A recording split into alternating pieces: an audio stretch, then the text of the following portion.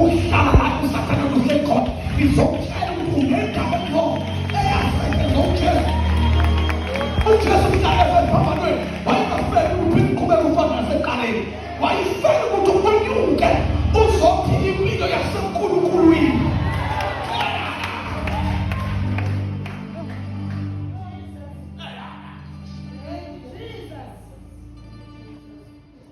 Somebody say higher life.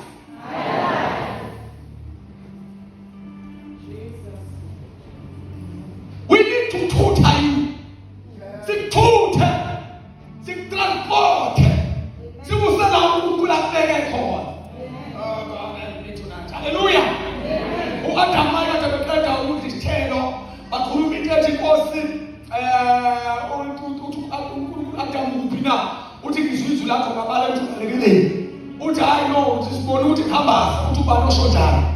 Because bazana kunezinye izinto ezishiwo yisitha uNkulunkulu akusuka sibuze. Njengoba uhlala wena nje naye bazalwane ngicela ukusho ke yisoni esisazamayo. Hallelujah. Yisoni kulo mhlaba esizamayo uNkulunkulu ubuzo umbuzo oyi-1 ubani othe uyona. Who called you a sinner? Kanti ngangenzani siphambane ngithuleleni bathandekayo. Who called you a sinner? Athi mphinde bazalwane babemthatha inyalo emakhala. Nithi usono imbewu kaSathane. Once wakhuluma ngesono you are worshiping devil. You cannot associate your life, yourself with anything evela Satan.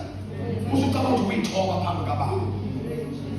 So uma bezigama holy abantu abaningi bavuka uhlevane esezathi ngishabazana abakusebenzisi. Akekho umzana noma ngesibili kodwa babehlabelele abakusebenzisi. Lihliziyo likhala bangcwele lapha bangcwele beyophumula khona. Umuntu akancane afingelela asifikele sanibona bangcwele sithi amen kodwa masojomana sanibona bangcwele sithi amen mase sishuma mfowethu ubani wena hayi umzalwane usendisile yes qhubeka ngingcwele athanda ngifuna ukufika lapho babe ngishaya isifuba kodwa uyavuma mebingelelo wabantu wabantu sathi ngashiwo omunye umuntu eyisho kuwe sathi ngeshiwo kuwe uyisho kuwe ngoba bathi humbleness. Amen.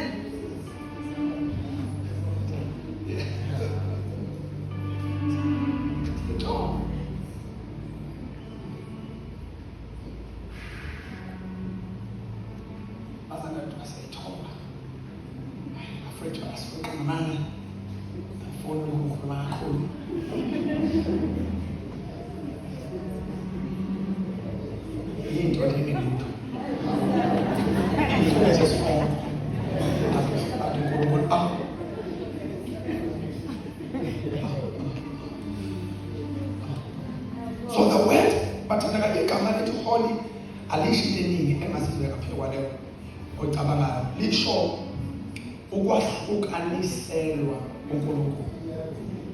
I said last week to be set apart from the word for God.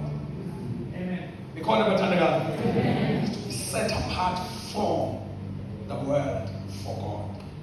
Ukwahlukaniswa ezweni wahlukaniselwa uNkulunkulu.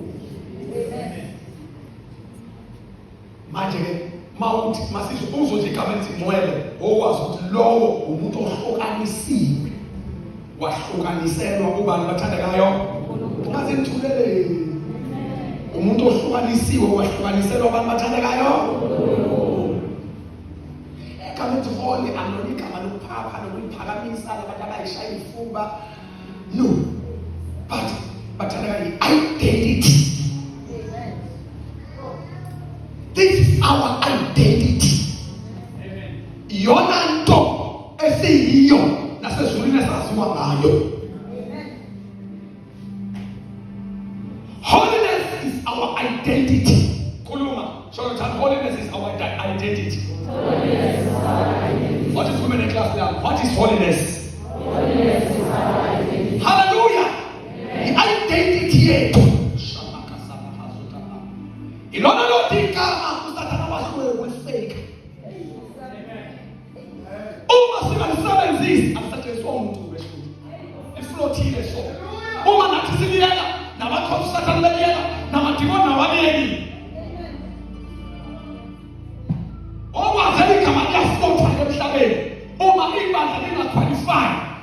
babizwe kuthiwa abangcwele ngoba igama uSathane ahlulekile ukulifake. Zonke izinto uSathane uyifakile, zonke izinto wenza amakhompha kanti ama-phone call azo, but i-holiness lutho. Wawuyibona into eyi-opposite yathi ngcwele kanti ayikho ngcwele, because devil can never imitate holiness, because holiness is the identity of the church. Kuphela asibizwa kuthiwa singabangcwele. Ngisho inkolo religion, ngisho inkolo zonke ikhona, bayotshela abafundi zingaki zonke inkolo ngangiyibane obani, akekho phakathi kwabo abantu bababikele abanye babikele sanibona abangcwele. Confuse ukubiza abantu ngabangcwele. This is the gospel of Jesus Christ.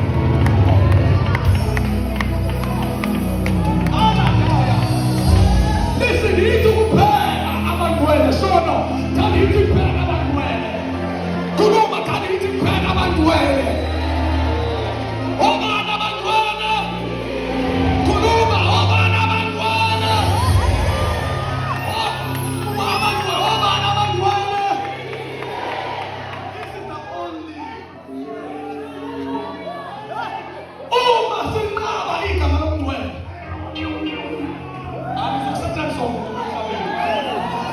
Buddha uthi hayi namahindu athi hayi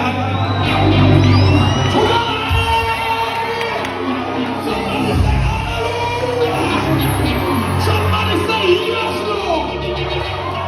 Yithi abangcwele asikolisi singcwele njengomakanothi singcwele.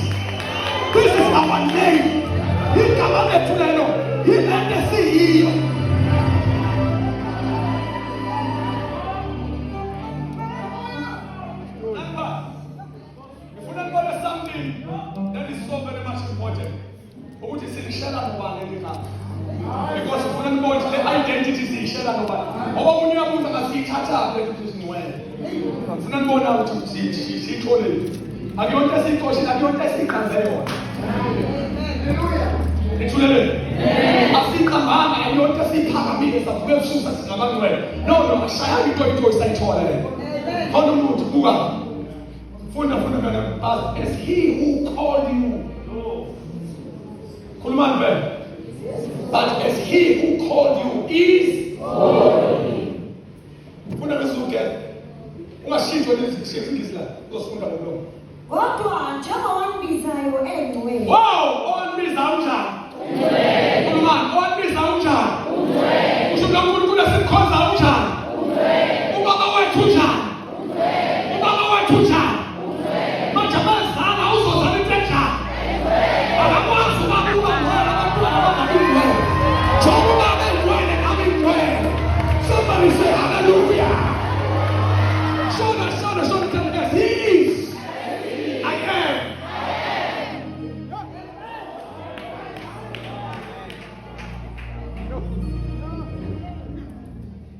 But as who called you is holy.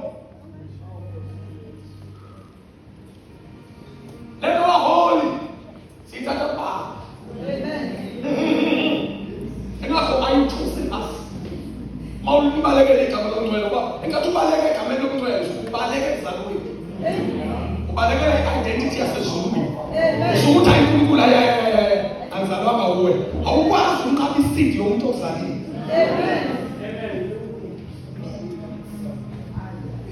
Babili abantu abazalwa. Mungekho ngapho. Lento ethi singcwele bazalwane, akulona igama le-pride. Identity.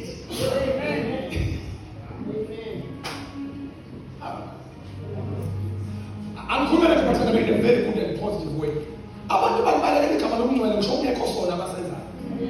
No, ukuthi nje abafuni ukuyi-associate. Umuntu ufuna khona amthanda uNkulunkulu. Because awusabona mzalwane. Hawu, hey, nawuzalwane ungcwele. Ukuthi ayabona usuqala inkinga la. Yakho sokuzokuba ngiza ngazo. Ngoba ivela njenge-insult igama le-holiness. Nithule nonke enkosini bathandekayo. Nisekhona nje enkosini. Nikhona khona la. Sishare identity efanayo. Nikhona bathandekayo. Umthayime mntakaNodo half-past time. Nikhona bathandekayo. Sishare identity efanayo.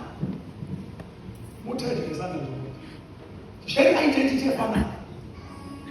As he who called you is holy. So identity kaThixo. Amen. Let the holiness is not something that we chance and we fake. This is our Father's identity. Somebody say our Father's identity. Unkulunkulu bakho. Antu umntwana kaNkulunkulu wena. Amen. Umntwana kaNkulunkulu. Ubaba kunjani? Ubaba kunjani? Akhobe nafanele. Uyivumeleke into ephikayo kuwe. Phase kuwe igama la holiness. Before that one, then tuthathe le verse. Khona verse efuna ukuyifunda la. Ngicela ufundela ku Leviticus.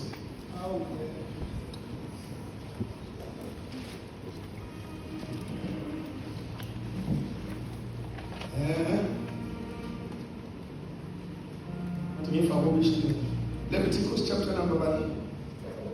Chapter 1. 19. My father wish. My because 11:44. I was here about that. Chapter 11:44. Was here about.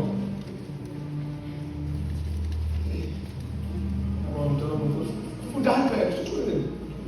So kubathola ivesi. Kwenziwe konke for you.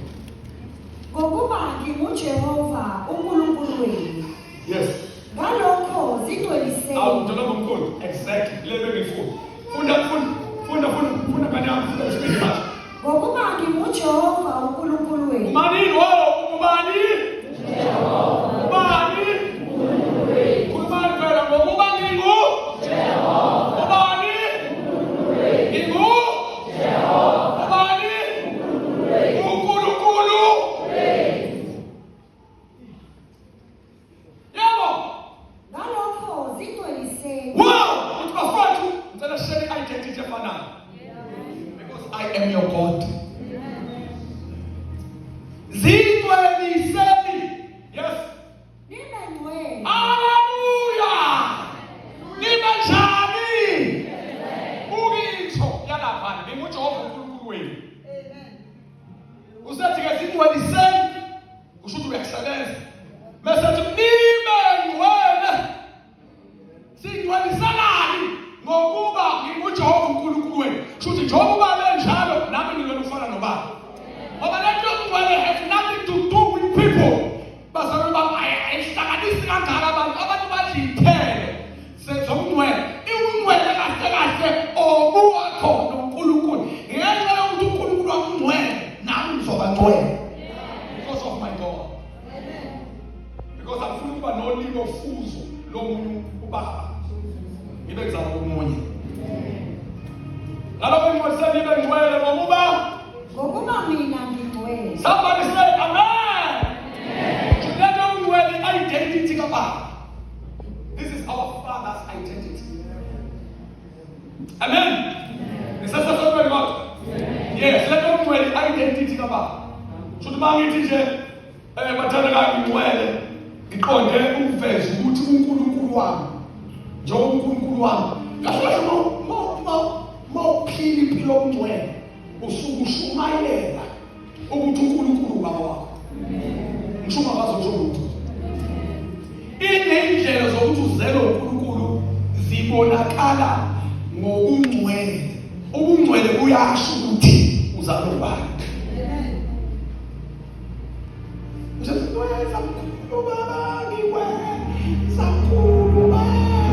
Kodwa uma ungabanga ngcwele uphikisa into kade uhlabela khona manje.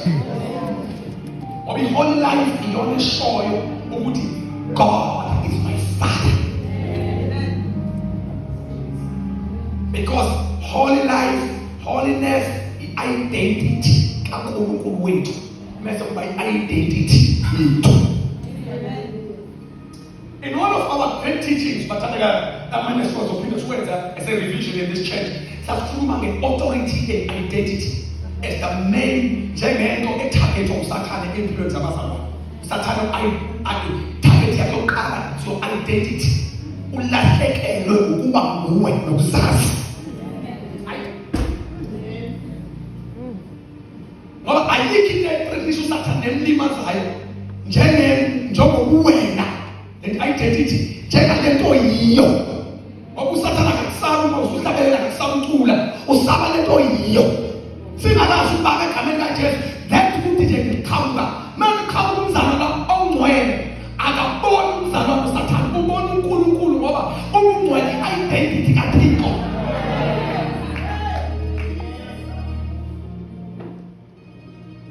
uPawulos sebenza imangaliso kwenye indawo bashumayela iBhayibheli abantu bakhona bakhumula imigelo befuna ukubagaxa bengababizi ngabantu bethi mina ngoNkulunkulu bathi uNkulunkulu bafikile kwindawo yangakithi abakhumula imigelo babahlabela nenkunzi bakhijima nenkunzi bathele bazabamqamba uPawulo bamqamba igama kaNkulunkulu. Who's that other person?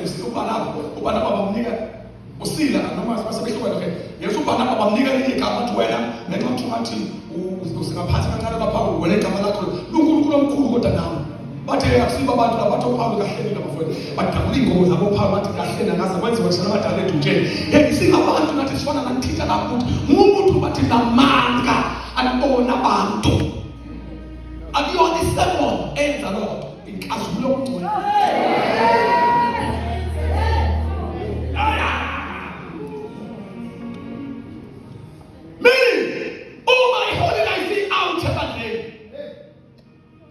For sure, nenkazulo kaNkulunkulu out ngoba i-holy life i-attracta inkazulo kaNkulunkulu. I attract a gift. A gift uyakwazi ukusala nayo inkazulo engekho. I-gift ifana ne-talent ilento ophephe kujuju, but don't never think ukuthi gift ukusebenza kaNkulunkulu kuphela. Kuyenzeka uNkulunkulu ahlale ephekwa igift asebenze ngayo, kodwa kuyenzeka kusebenza igift yodwa sibusiswe yona. Usibonga abantu abacula limazwe yini manje? Uyakulimala phakathi kwethu. Usibonga abantu abacula obadlala eredio yakho bangcwele. Kodwa ukhala kanjani nabafana basebenzisa ivoice enhle basebecaphula uJesu wakho lomkhonzana bamfaka kwinto emva kwalokho bahlanganisa nento kwaphuma into. Namhlanje usiseke uzukhala ngeke usiseke ukuba iqhaza kwenza mhlawumbe udaliwe ngathi usiseke ukhala apha yena udaliwe ngayayenza ngathethake uthi imali yakho thumele ebatalekana awuthenge wena hamba ngaphuze ubusiseke wena uyafuna ubusifayina kuzonayo phambi imali kuba kubusela ubusisho ukuthi igama elisetshenzisiwe enkaNkulunkulu wakho nevoice irinhle kodwa akusho ukuthi uNkulunkulu uhlelapha ngoba inkazulo kaNkulunkulu uNkulunkulu yena uqobo eboneka umzimba wakhe esebenza. Not a gift uyimi lethalento lakho ili-apply phambi kwabantu.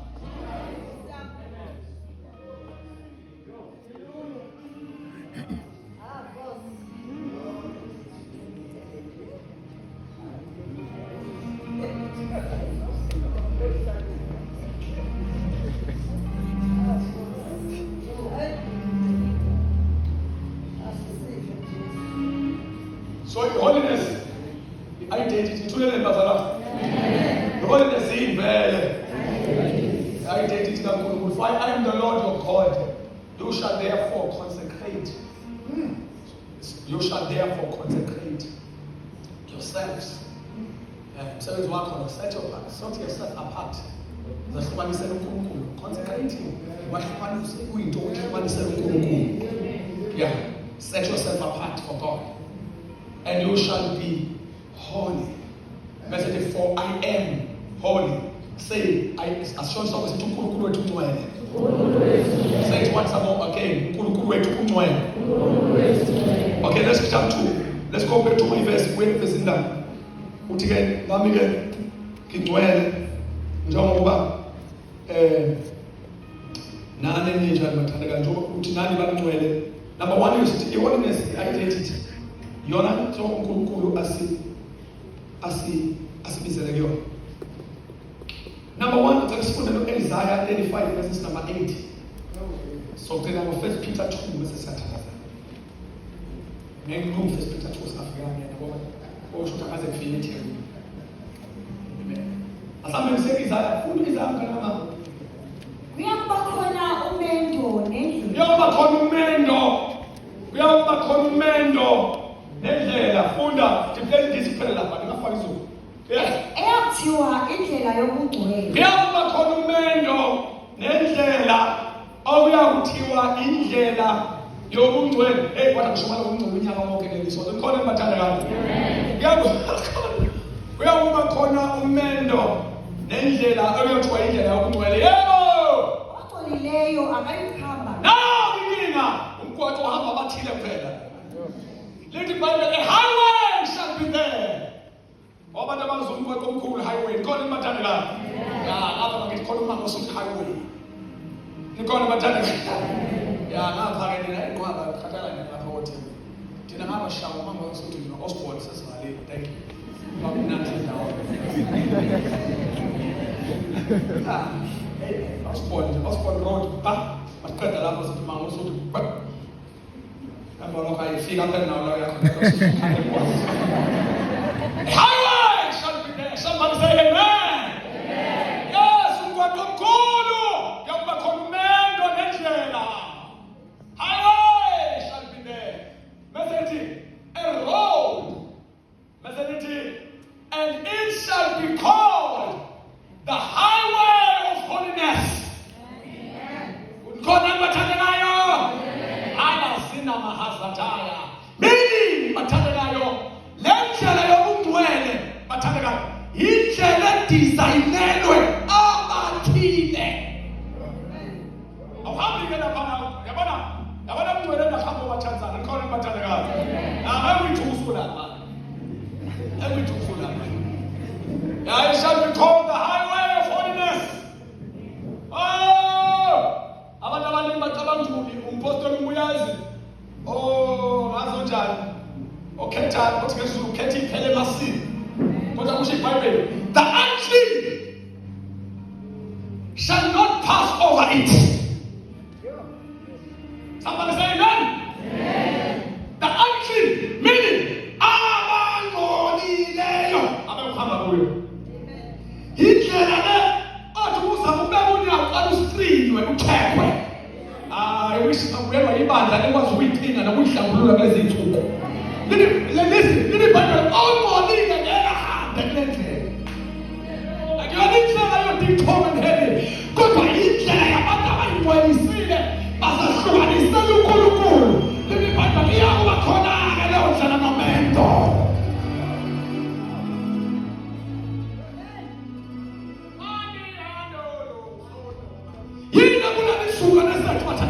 Isukana sakho sibuna ukuthi bazalwa ivangeli sivela sathi wathela wayena.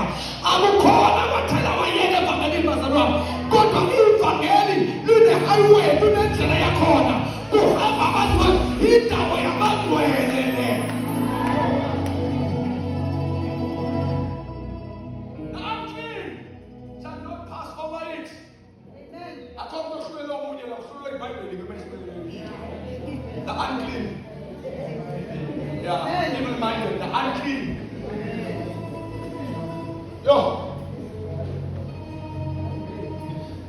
The unclean shall not pass over it.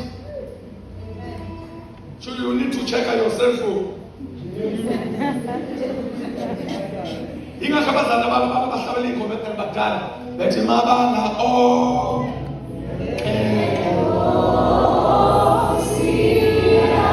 as soon as people say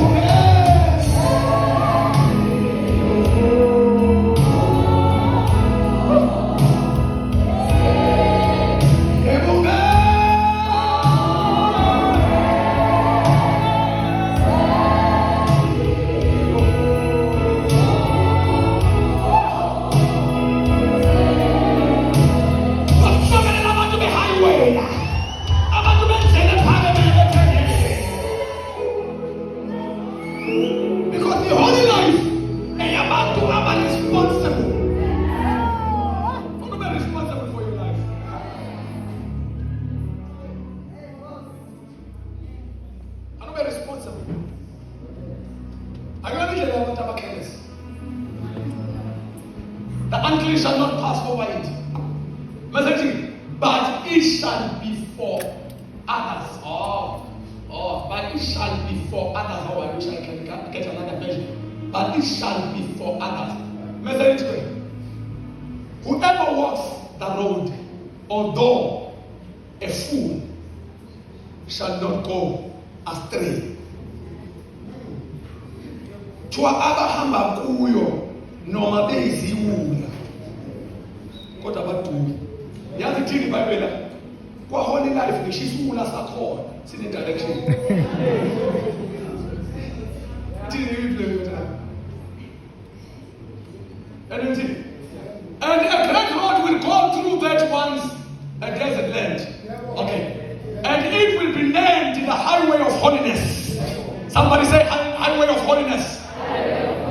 Message, evil-minded people. Abantu abanondo zabo zingcolile. Could you have a sinful nature? Evil-minded people will never travel on it. Chuthi wathi ube unyawo la uthatha uchance kungabi highway. Awuzuphikwa isonto zophikwa highway. Hey, what is speaking leso sikhathi kodwa mfowethu? Speaking leso sikhathi. Yasizwe isikhathi sifikile. Ukwenzela ukuthi uyayigcwalisa abathi indawo engcwele. Yakizwa ukuthi abantu abazophikwa yithi bazophikwa highway. Ukhona amathandekayo.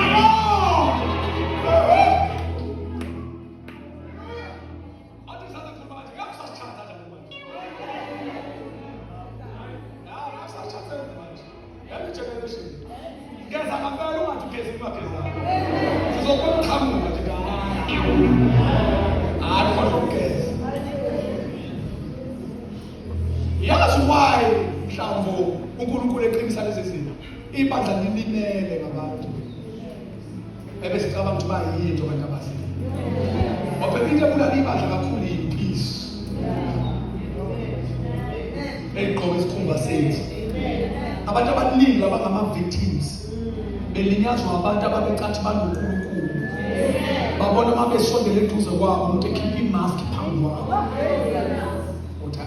Khona abantu abangasalifundisa ivangeli mina uNkulunkulu umuntu enzima kabi.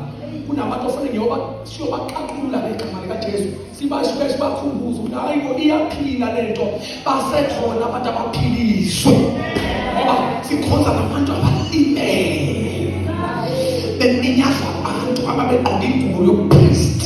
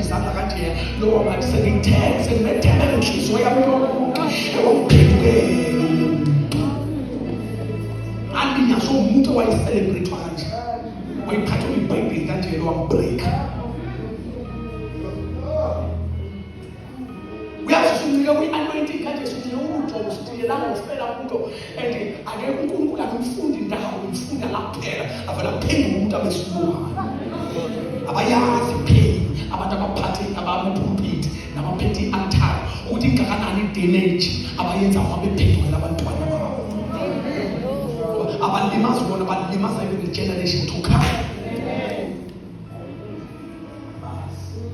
Yeah. Kube badala la ukukhuluma manje ngizingane. So pastor ngekhanda uzosula late.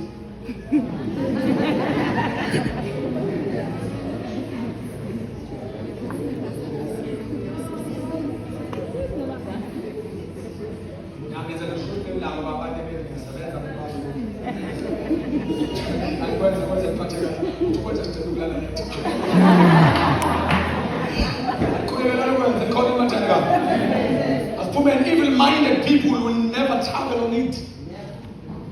There's a word never there. Thank you, brother. Who will never do? When you come never, you just find one. You want a source. Will never travel on it. Never touch a mama chance. That's not chance. It will be only for those who walk in God's ways. Hallelujah. You're about to walk. You're about to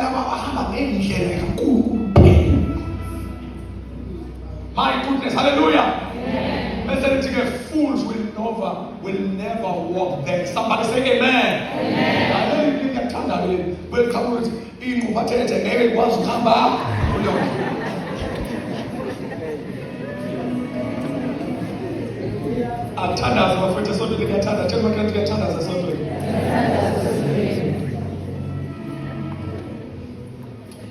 Let's go to a very big verse in the Bible. Then she touches the last verse. He says Hebrews chapter number 12, verse 14.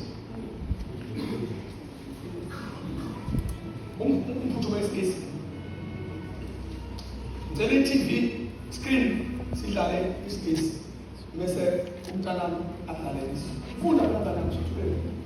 Zamelani ukuthula. Zamelani ukuthula, please. Nabo bonke. Nabantu bonke, yes, kanye nokucweliswa, yes, and holiness. Nakho engeyibona inkosi. This is very, very crucial verse in the Bible. Abantu abaningi they just look at it and run. Pursue peace with all people. Manibonge igama lenkosi. Amen. Leli gama lizondela pursue peace with all people and let me touch on your responsibility. Amen. Listen, ngoba bazalwane, any challenge esibhekene nayo ebandleni eyokuthi ibandla lidwele isuwiliwili. Sikhonza nabazalwane abayisiyanuyayo. Angazi ngizona. Abazalwane sikhonza nabo bayisiyanuyayo. Uma bengayanuke bangasusa isiyanuyayo ngopholi, basusa isiyanuyayo bodwa. Ngitshela abazalwane ukuthi ayikho ebuhlungu yokuthi umholo uhamba kanje ngaphambili. Abazalwane bakulandela bahamdelwa umva wakho. Mawuphenduka bethi haleluya, dumolwane, haleluya, mawubheka le bashaya. Mawuphenduka bethi haleluya.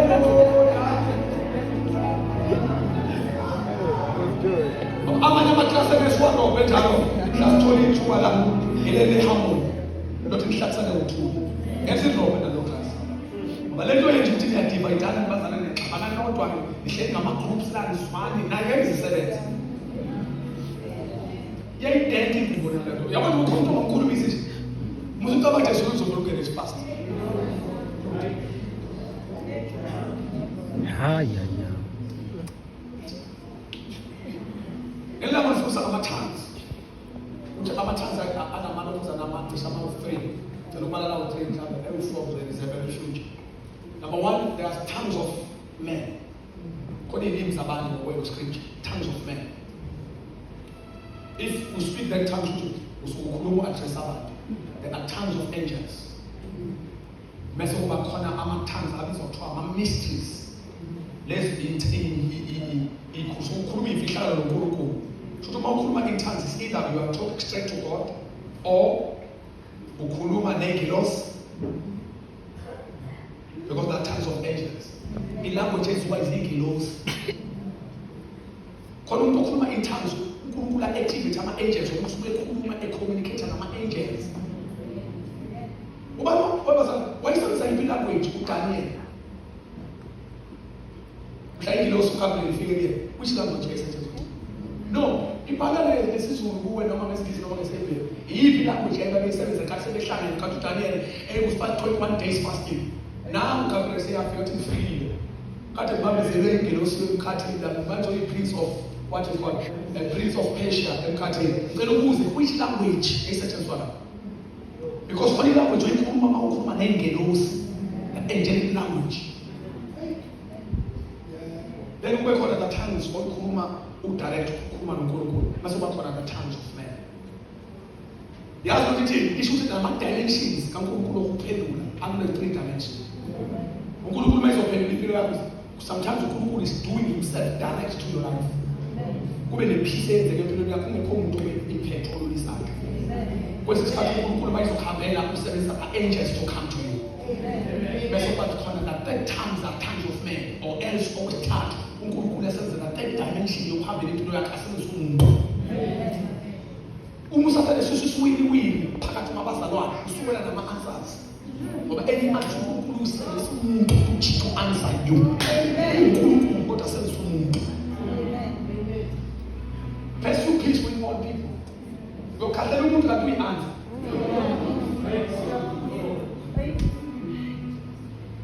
Yabona umhanda abayinawo ukuthi uthike ngeke uthathe. Umuntu akuphethe impendulo ngihlale ngoba ela umuntu mala uyanokha vele kudlule. Umuntu wathi umncifela kuthanda. Pursue peace with all people asikho lapho. And holiness.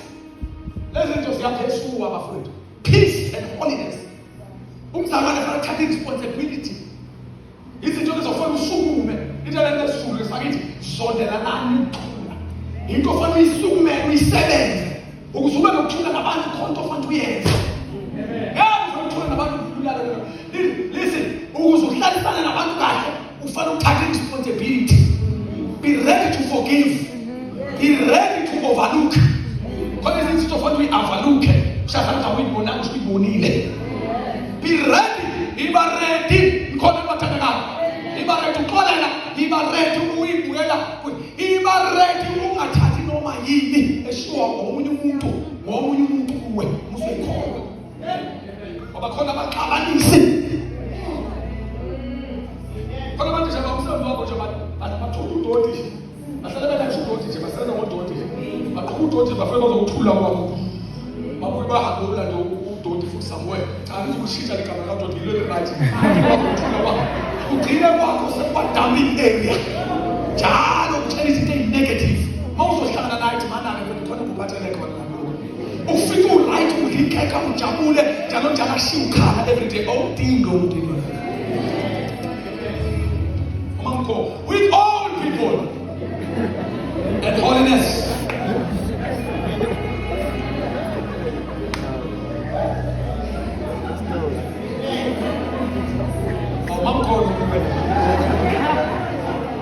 Pursue peace with all people and holiness. Somebody say holiness.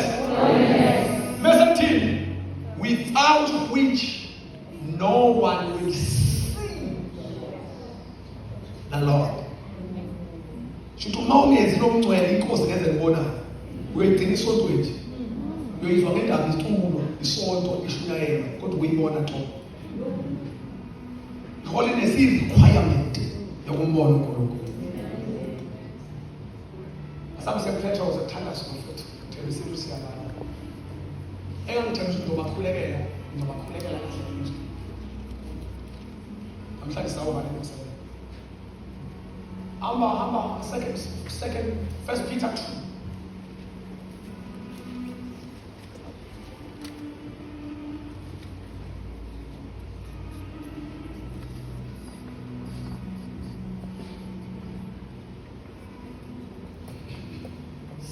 First Peter 2, funda verse 9.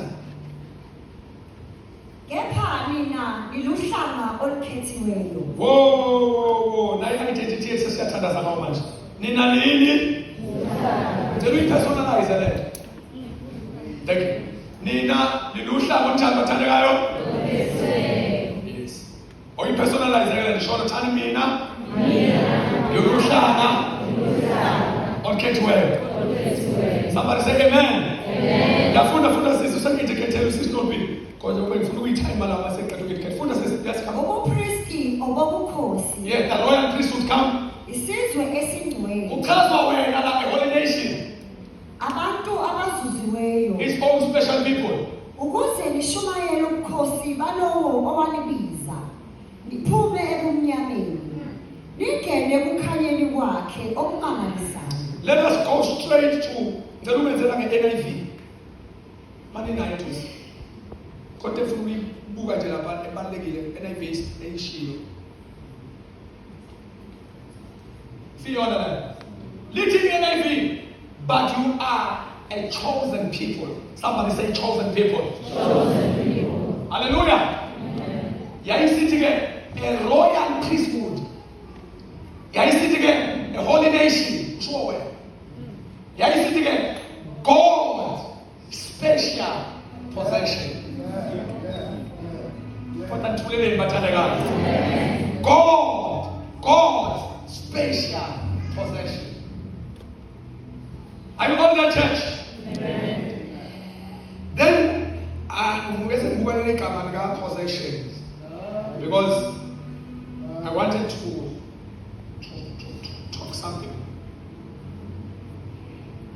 In an Oxford dictionary, it is state of being owned. Yes, sir. Amen. It is a state of being owned. Bakhulunywa nge-possession, kukhulunywa nge-state of being owned. Manje lithi iBhayibheli, you are a chosen people, a royal priesthood, a holy nation, God's special possession. Kusho ukuthi ngezinye indlela bathandeka uma iBhayibheli ichaza thina lithi siyisizwe singcwele, bese lithi iBhayibheli si-ownwa uNkulunkulu. Should man lithi ngingcwele, nisuke ngimemezela everywhere ukuthi ngi-ownwa uNkulunkulu. Khuluma nami bathandeka, nikhona bathandeka. Should ibandla li-ownwa uNkulunkulu.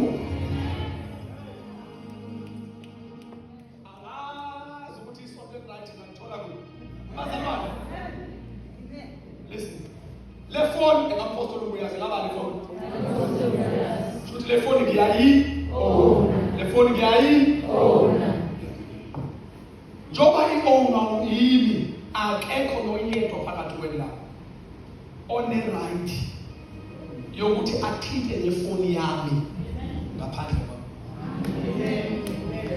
Mangithi ngaphandle kwami ngiqonde ngaphandle kwemvume yami. Ngeke uvele uyisuke nje uyibone usungena la usuyabrowsa usuyahlisa usuyacheck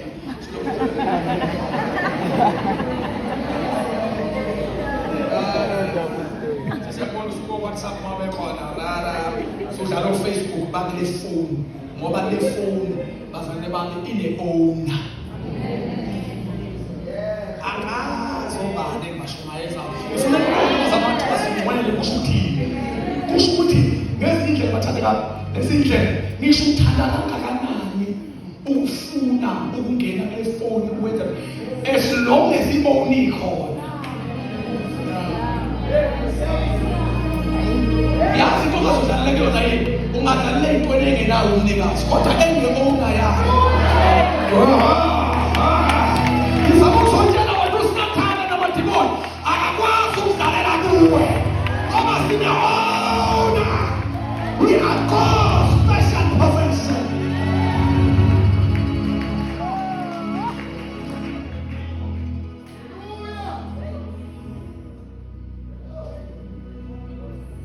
Ngifuna ukuphuma la uhambe wazi ukuthi mina ngiya-owner. Ngikhona bathandeka ngigcwele. Mangithi ngigcwele ngisho ukuthi uNkulunkulu uyama-owner. I am God's special possession. I am God's special possession. Akukho Sathane.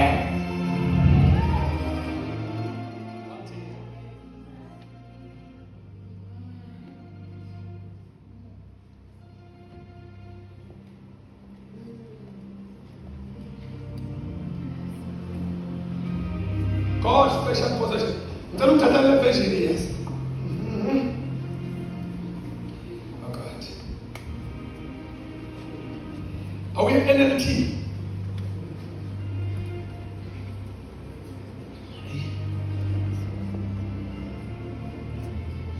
But you are not like that. We sitting before you are a chosen people. Somebody say chosen people. Chosen. You are a royal priest and a holy nation. God's very own. You are not a very.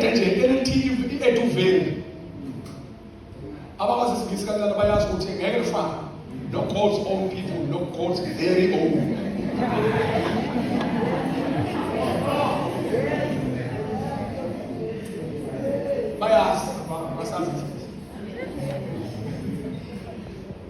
That word very there is a little more emphasis. It is echo. God and God and Matanaga. It is a page one is a shoe alley. Meaning is a general with God's very own people, no more possession. Is a general no matter figure it out and when they doubt because really indeed you belong to God. It doesn't mean that on the own I get a matter of so that I will think that in a fire I will own them. But Satan never said illegal. I'm a demon illegal. Because I go to Satan,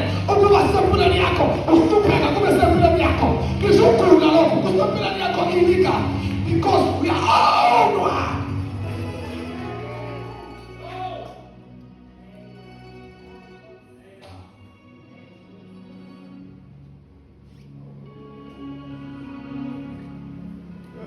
King James Version, not new.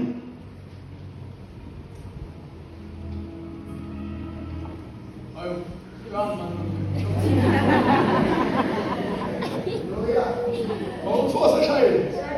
Offended.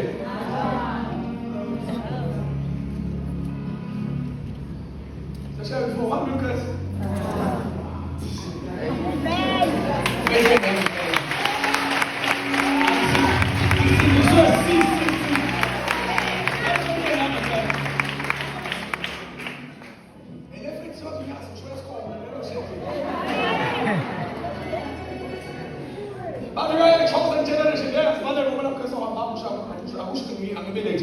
But you are a chosen generation. Listen, a royal priesthood. That is King James Version. Message and holy nation. We have a one new King James Version. You are N. And holy nation. By us about to N. Usagenza uma. Uzokala ngevawe. Against. Yes. Against was a lot.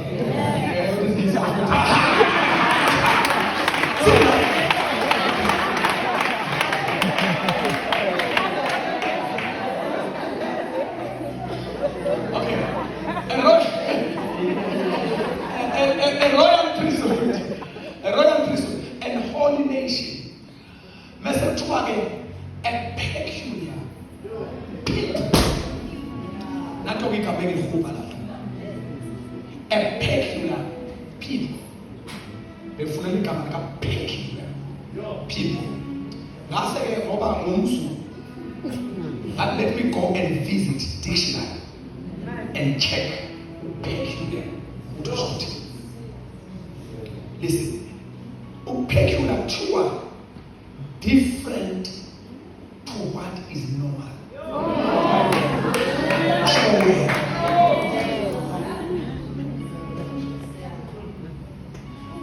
Listen, to different to what is normal or expected.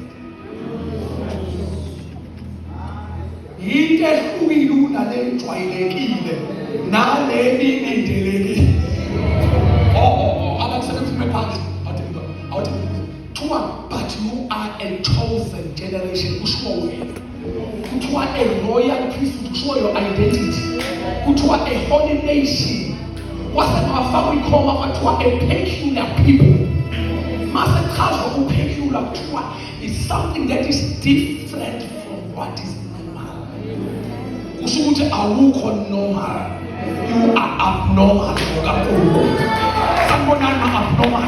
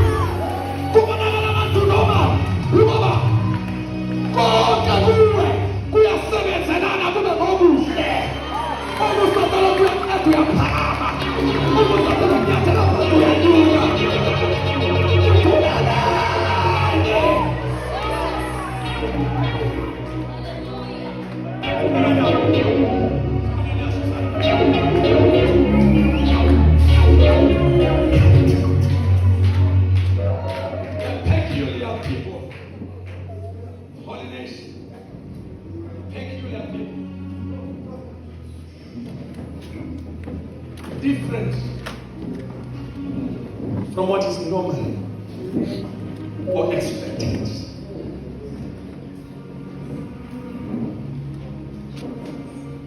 Ngokwebhayibheli wena uyinto engekho normal u-abnormal. Wena nje sungayicinda ezozehlisa uyibiza ngento izulu engabizi ngayo. IBhayibheli makubeke ngakuwe lithi holy nation thuleleni bazalwane. Leli gama kaholi mawulibaleke izulu likhupha ngalo baba. Lithi wena isizwe sigcwele wena. Uthi uyabaleka ukuthi isizwe sigcwele. Uthi ungena phakathi kwabantu uzenza uba nomathayi lokuthi isizwe sigcwele. Okokuba siwumfowethu uPetro wafethu isimo sasibheda lapha mfowethu. Sasibheda sibuye simvumele mfowethu asivumeleni. Asibuze simshaka khona ayobheda lapha. Bebona bebamba inkosi indlela abasho inkosi yekishawa ngayo. Phambi kwabo bebuka ukuthi hayi siyafana namhlanje. uPetro uhamba wongena egceleni lompriest uthe iBhayibheli othi umlilo. Lithi iBhayibheli koqhamuka intombazana. Yazi umkhombe yathi lo ungomunye wabantu abebehamba naye wena. Wathi intombazana wami yathi sisi engiyakutshela uhambe around this time lutho. Yathi futhi akaze kubone kwiposter, akaze kubone kwiposter naye, akaze kubone ushumayela naye, akaze kubone kusha ama-clips ngihamba ndawonye. Kodwa ngithi masibuka yena, sibuka wena.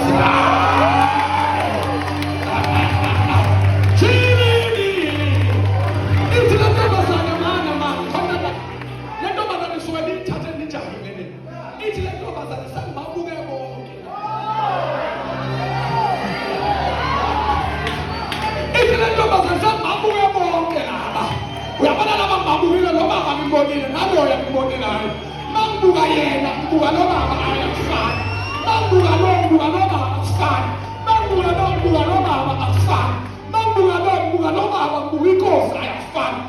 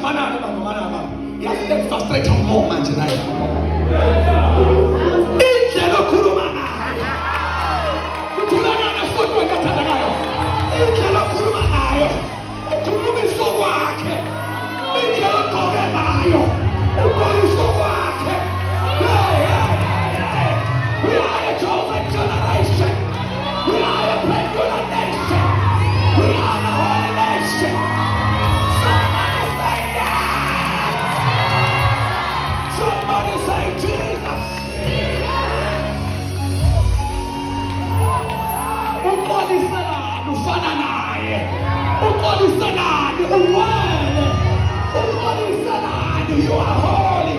Somebody say, I am holy. As my Father is holy.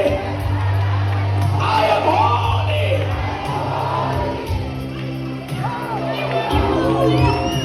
Holy Father.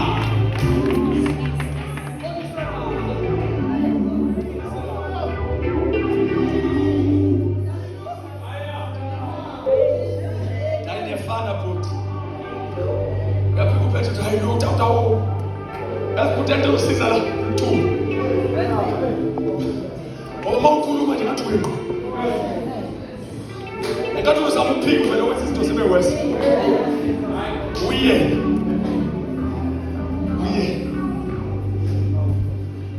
Peculiar angel. But abangekho normal. Lift up your hands.